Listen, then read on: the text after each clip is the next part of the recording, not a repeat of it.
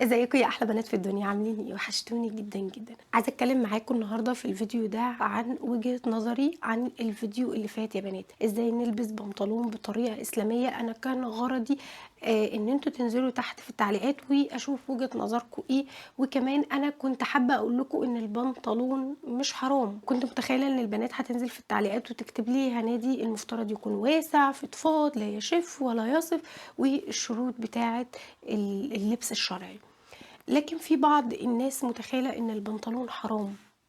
حرام، ما ينفعش ان احنا نلبس بنطلون اصلا باي شكل من الاشكال. بس خلوني في البدايه عايزه اقول لكم على حاجه. بس انا مجرد ان انا بجرب حاجه جديده بحس ان هي ممكن تفيدكم.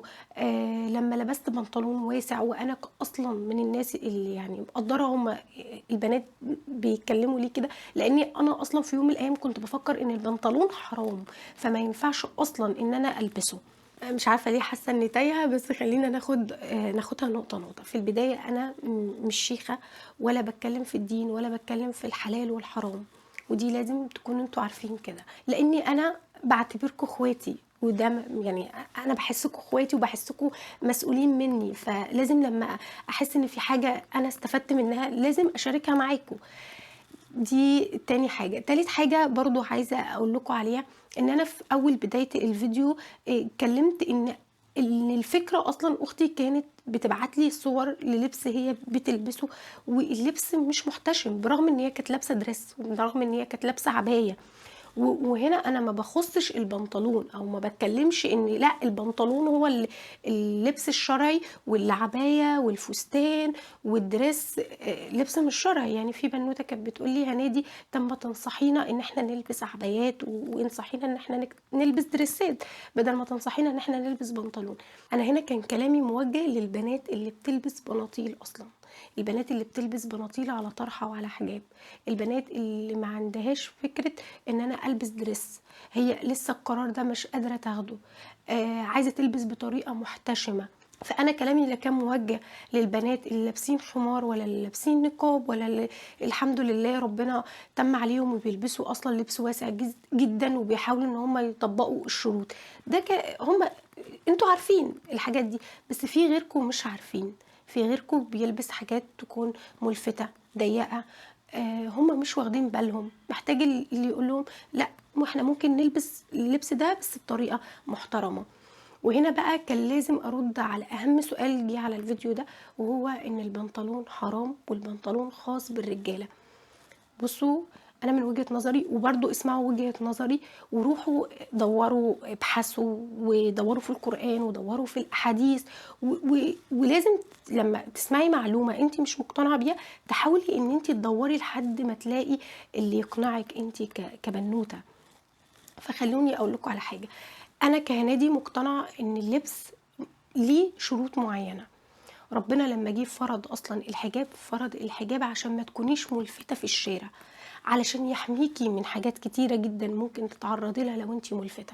وخلوني هنا اقول لكم مثال صغير، لو انتي جميلة وفي منتهى الجمال ولابسة لبس محتشم وبنوتة لابسة لبس ضيق، اكيد البنوتة اللي هتبقى لابسة لبس ضيق او لبس ملفت هيجي لها مضايقات اكتر منك. وبرضو ده حاجة ما بنعممهاش، او حاجة ممكن تكوني لابسة نقاب وفي حد يضايقك. لازم احنا نفكر بعقلنا، ليه ربنا فرض الحجاب؟ فرض الحجاب علشان ما تكونيش ملفتة في الشارع.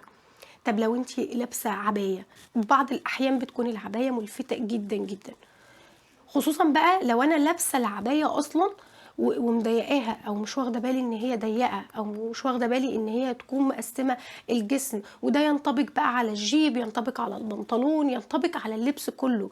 وهنا انت لازم تطبقي 3 شروط، ودول انا دايما بحاول ان انا لما اجي نازله من البيت ابص لنفسي، هل اللبس اللي انا لابساه ده ملفت؟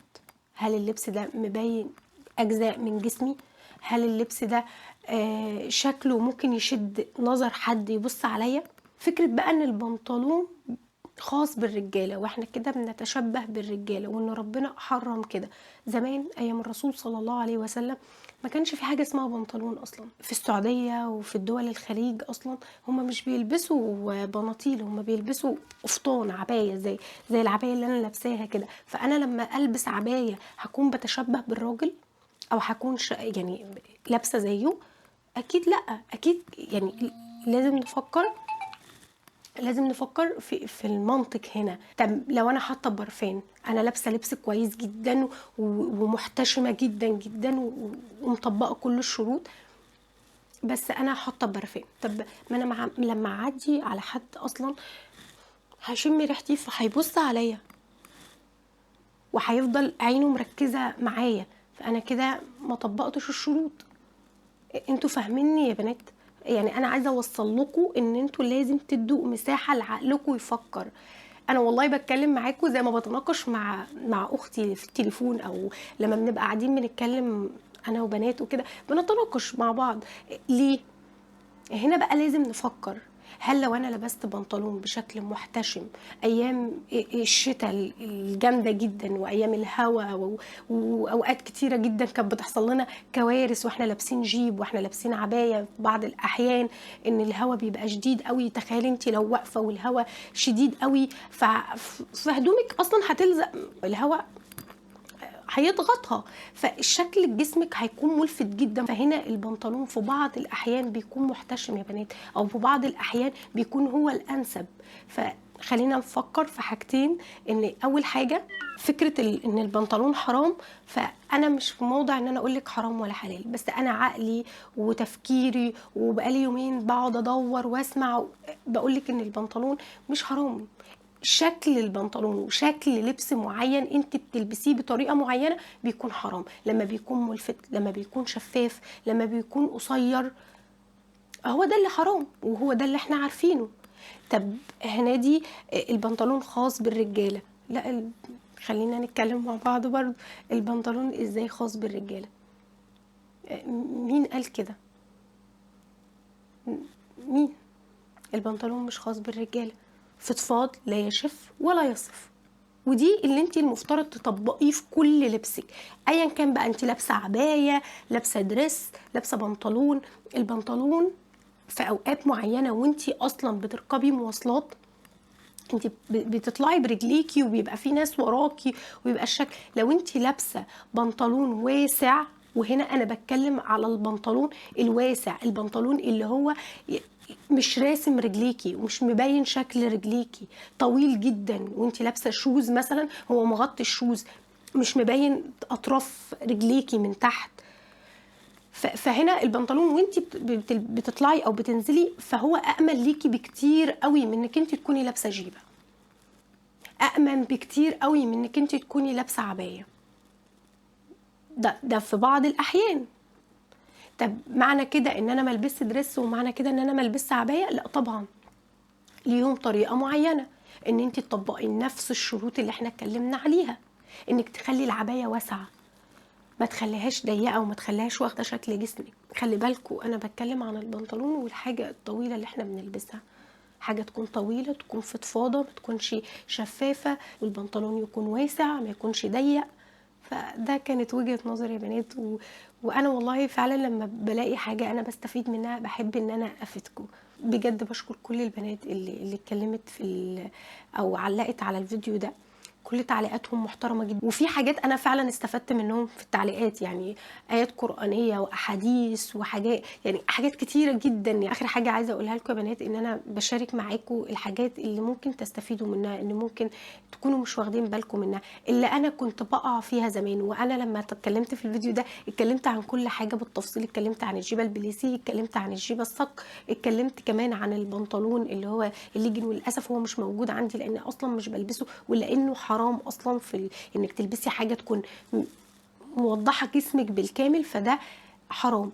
اللي عايزه اعلمه لك من وانتي صغيره، لو انتي لسه محجبه جديده، لو انتي لسه بتبداي تلبسي حجاب، في حاجات معينه اساسيه لازم تطبقيها، لازم انتي اللي تخلي بالك منها، لازم انتي اللي عينيكي تعرف ان كانت الحاجه دي مناسبه مع الحجاب ولا لا، وخديها واحده واحده وادعي لنفسك بالهدايه. وانا والله شخصيا بعمل كده. عايزه اقول لك على حاجه يا حبيبتي، ودايما بقول لاخواتي كده وبقول لاصحابي كده، حاولي ان انت لما تلبسي حاجه تكون انت مرايه نفسك، ما تستنيش حد يعلق لك، بصي لنفسك في المرايه، شوفي اللبس ده هل ملفت، اللبس اللي انت لابساه ده هل مبين اجزاء من جسمك، هل الطرحه شفافه فمبينه الجزء ده؟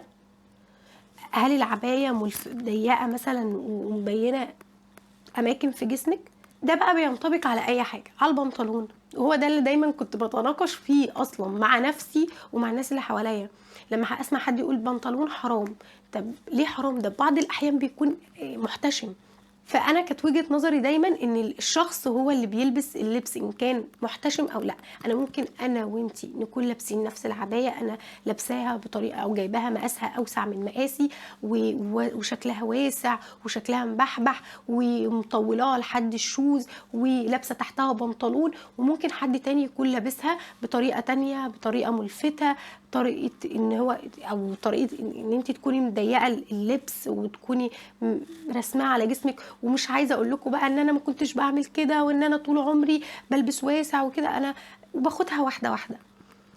وانا زمان وانا صغيره قدكم كنت بقع في نفس الاخطاء دي، لكن الحمد لله دلوقتي بحاول احسن من نفسي. وعشان كده لما باجي اتكلم معاكم بحاول ان انا اقول لكم انا كنت بعمل ايه ودلوقتي بعمل ايه، وانتي خدي المناسب ليكي. وبس كده يا بنات، يا رب يكون وجهة نظري وضحت بالنسبة ليكم. واخر حاجة عايزة اقول لكم عليها، كان في بنوتة بتقول لي يا نادي انا كنت اشتريت البنطلون ده وكان مرمي عندي في الدولاب وكنت شايفاه واسع قوي وما كنتش عارفه البسه، لان انا متعوده ان انا البس بناطيل ضيقه. بس لما شفت حضرتك بتتكلمي عن البنطلون ولابساه جربت انزل بيه الجامعه، وبصراحه طلع شكله محتشم جدا ومحترم ولبست عليه حاجه طويله. فشكرا لحضرتك، شكرا ليكي انتي، علشان انتي التعليق ده متعرفيش قد ايه انا مبسوطه بيه وسعيده جدا. والحمد لله انا مجرد ان انا اغير فكره بنوته ان هي تكون بتلبس لبس ضيق وتحاول ان هي توسعه، ده بالنسبه لي حاجه كبيره جدا جدا جدا. وبس كده يا بنات. اما البنات اللي ربنا اكرمها ولابسه خمار او لابسه نقاب او بتلبس واسع اصلا، ربنا يثبتك يا حبيبتي، وانا والله العظيم بدعيلك من كل قلبي. وبس كده يا بنات، يا رب الفيديو يكون، يا رب بس الفكره تكون وضحت بالنسبه ليكم، واشوفكم على خير يا رب الفيديو.